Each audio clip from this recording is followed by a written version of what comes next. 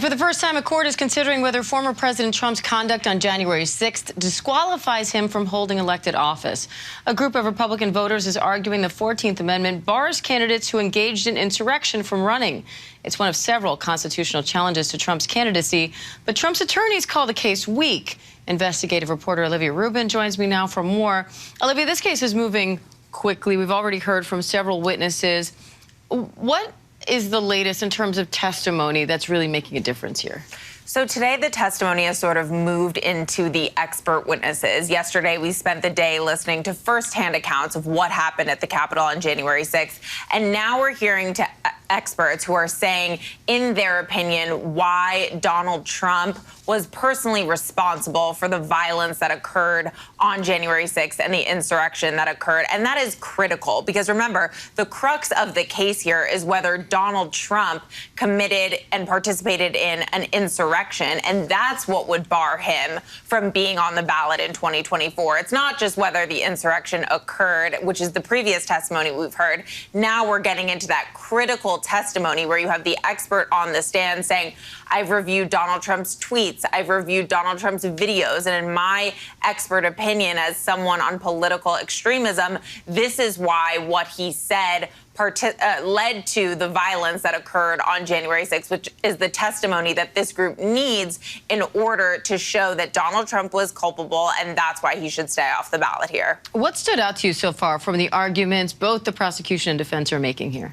Well, I think so far it's come down to the question of, was Donald Trump responsible for the violence that occurred? Like I said before, a lot of what we've heard so far is just laying the foundation that the insurrection happened, which sort of is common knowledge at this point. We have seen countless of hours of footage, stories of what happened on the 6th, but it comes down to the key question of, was Donald Trump responsible? And his lawyers are sticking to the idea that he was not responsible for the violence and that there is no evidence that is going to show that he directly was responsible for what happened. And I think something really interesting is happening sort of in the public discourse surrounding this trial that we haven't seen in the other trials of Donald Trump, which is that a number of his common sort of Republican foes are actually coming to defend him on this topic. So you have someone like Chris Christie, who is one of the most outspoken critics of Donald Trump, really attacks him any single chance that he gets, coming out this morning and saying removing Donald Trump from the ballot would be bad for the country.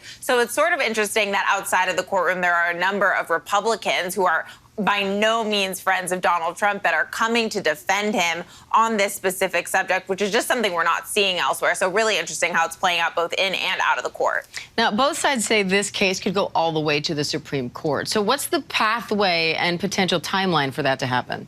Well, of course, as we know, Donald Trump always has the option to appeal all the way up to the Supreme Court. Both sides do, no matter who wins and who loses here. But remember, a lengthy appeals process is really going to benefit one person, and that's Donald Trump, because he is going to benefit by kicking this down the road in an appeals process for as long as he can. And that is Donald Trump's strategy in all of his cases that are unfolding in Colorado, in New York, in Washington, D.C., in Georgia, is just to delay as much as he possibly can. So it's almost a sure thing that regardless of which way this case goes, and both lawyers have said as much, that they will appeal. So it's almost guaranteed that we're in store for a lengthy, drawn-out appeals process, which I'm sure would make Donald Trump smile.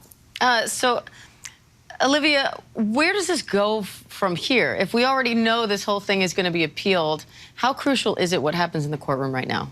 Well, it is key because, remember, whatever the judge decides in this case, you can bet that a host of other judges and other watchdog groups are watching very closely what happens in this courtroom in Denver. And there are other challenges underway that have been filed already. So whatever this judge decides could already set precedent in a certain way and sort of leave the baton for another judge or another group to come pick up. Because remember, what this judge decides only applies in Colorado, but that doesn't mean that other states can't try to adopt the same thing. And we see sort of a ripple effect. So any court action has the ability to sort of shift the landscape and the narrative and set precedent for what other cases and what other judges can decide moving forward. And not a ton of precedent in this case to go on right now. Essentially none at all, because we've so far never seen this, used against a candidate for president. We did see someone who was convicted in January 6th have this occur, and they were removed